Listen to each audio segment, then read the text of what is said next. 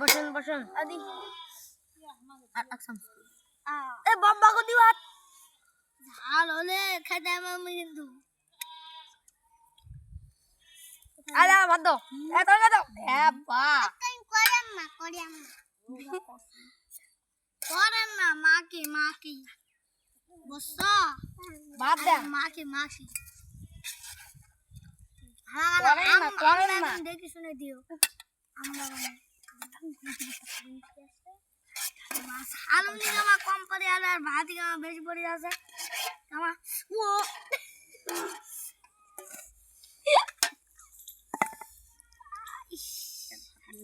দিয়ে গেল